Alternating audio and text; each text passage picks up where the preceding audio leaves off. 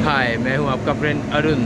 आज हम चलेंगे दिल्ली से माउंट अबू। उसके लिए हमने ट्रेन किया है फ्रॉम दिल्ली टू अबू रोड। ये है दिल्ली कैंट का रेलवे स्टेशन, ये दिल्ली कैंट का फ्लाईओवर है और ये ट्रेन आएगी इस तरफ से आर्य सराय रोहिला से।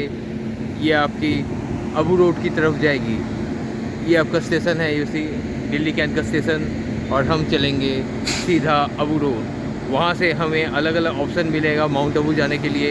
अलग अलग होटल्स मिलेंगे अबू रोड में as well as Mount Abu.